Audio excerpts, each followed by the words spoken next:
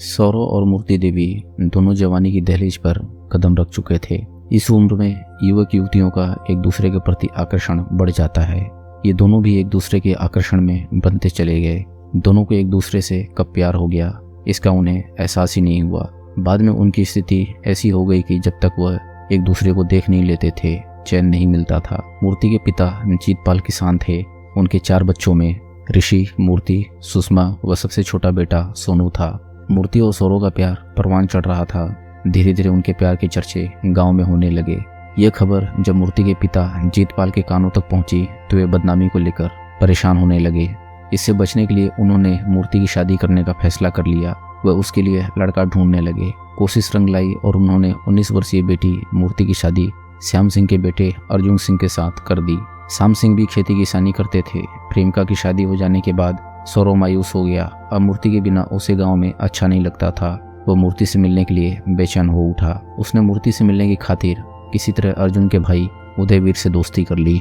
अब सौरव कभी कभी मूर्ति के ससुराल आने लगा। ससुराल वालों के सामने वह मूर्ति से बातचीत भी कर लेता था। धीरे धीरे सौरव का आना जाना बढ़ गया। वह बेहिचक घर आता और मूर्ति से घंटों हंसी ठिठोली करता।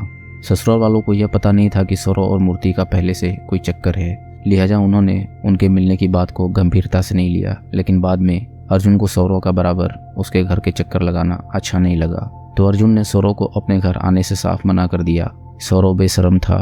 वो नहीं माना और मना करने के बावजूद मूर्ति से मिलने पहुंच जाता। तब अर्जुन और उसके घर वाले उसे बेइज्जत करके भगा देते थे। एक दिन सौरव फिर अर्जुन के घर पहुंच गया।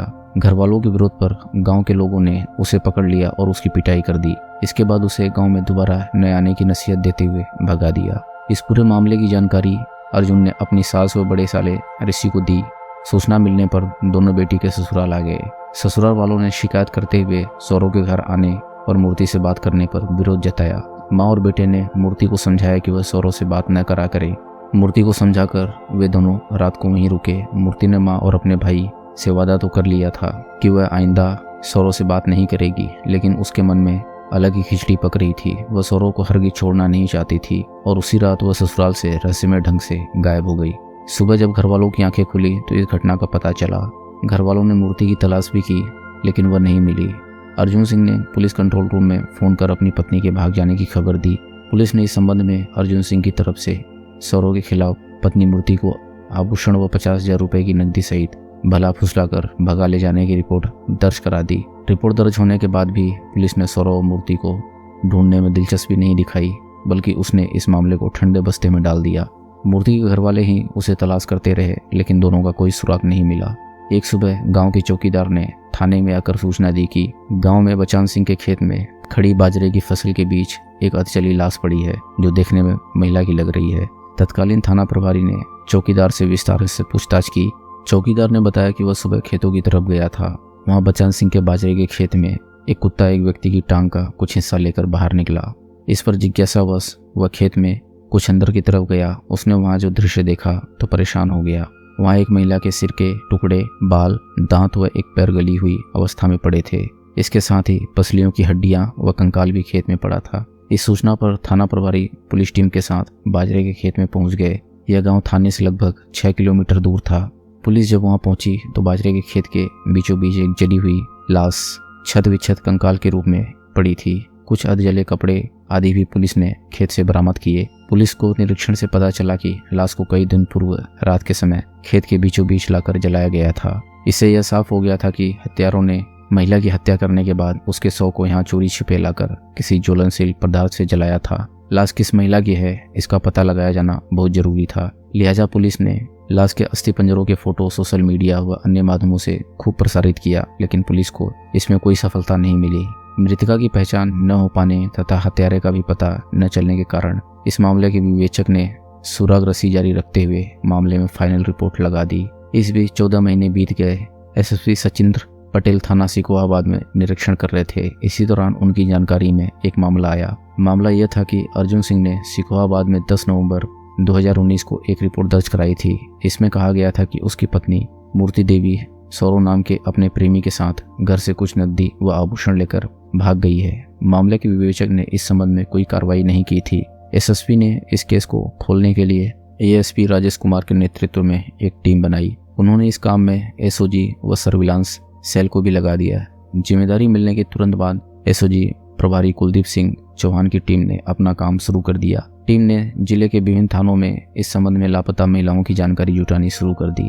जांच में पता चला कि अर्जुन सिंह द्वारा सिकवाबाद थाने में रिपोर्ट दर्ज कराने के 10 दिन बाद ही सिरसागंज थाना पुलिस ने बाजरे के खेत से एक महिला का कंकाल बरामद किया था। इस जानकारी के बाद पुलिस टीम थाना सिरसागंज पहुंची। टीम ने महिला के कंकाल के साथ मिले अन्य सामान को देखा। इस सामान में कंकाल से प्राप्त ताबीज, 1 रुपए का छेद वाला सिक्का व अन्य सामान भी था।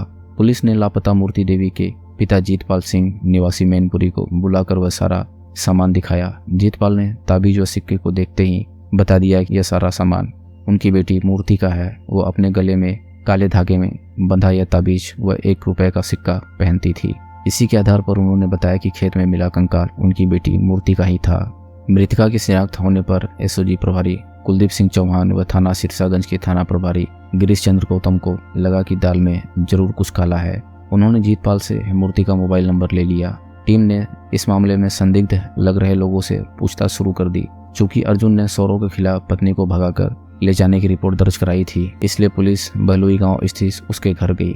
सौरव घर से गायब मिला। पुलिस ने उसके घर वालों के फोन नंबर ले लिए। इसके बाद पुलिस ने पूछताछ के लिए मृतका के ससुराल वालों को कई बार बुलाया। कई बार बुलाए जाने के बाद भी मृतका के ससुराली जन, यहाँ तक कि मृतका का पति व अर्जुन भी पुलिस के सामने नहीं आया। इससे पुलिस का संदेह और मजबूत हो गया। उधर सर्विलांस टीम ने बताया कि पता चला कि जिस जगह पर कीर्ति के अस्थि पंजर मिले थे, वहां पर घटना वाले दिन कीर्ति के पति अर्जुन और जेठ उदयवीर के फोन की लोकेशन वहीं की थी। मुखबिर की सूचना पर पुलिस ने 30 नवंबर 2020 को सुबह करीब 8:15 बजे से मृतका मूर्ति देवी के पति अर्जुन व जेठ उदयवीर को हिरासत में ले लिया। पुलिस दोनों को थाना ले आई। दोनों से गहनता से पूछताछ की। दोनों भाइयों ने स्वीकार कर लिया कि मूर्ति की हत्या उन्होंने की थी। इसके बाद उन्होंने उसकी लाश ठिकाने लगा दी। मूर्ति देवी की शादी के कुछ महीने बाद ही उसके पति अर्जुन को पता चल गया था कि शादी से पहले से ही मूर्ति के संबंध गांव के ही सौरव से थे।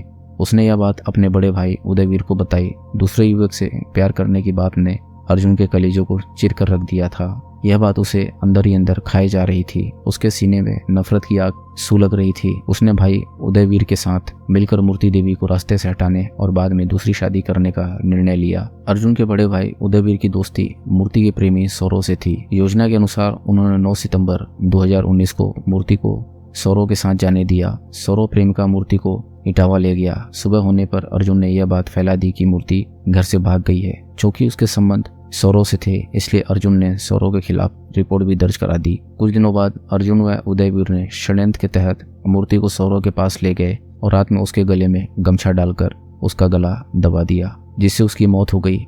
हत्या करने के बाद शव को ठिकाने लगाने के लिए अर्जुन और उसके भाई उदयवीर ने पड़ोसी से मांगी गई मोटरसाइकिल पर लाश को बीच में इस प्रकार से बैठाया मानो वह किसी बीमार को लेकर जा रहे हों। हत्या के बाद शव को करीब 6 किलोमीटर दूर गांव भदेसरा के बाजरे में एक खेत में ले जाकर पेट्रोल छिड़क कर जला दिया था। पूछताछ के दौरान आरोपी उदयवीर ने बताया था कि मूर्ति की हत्या में सौरव भी शामिल था, लेकिन पुलिस का मानना था कि वह ऐसा केवल सौरव को फंसाने के लिए कह रहा है। हत्या दोनों भाइयों ने ही प्रेमी सौरव से चलते प्रेम संबंधों को लेकर की थी।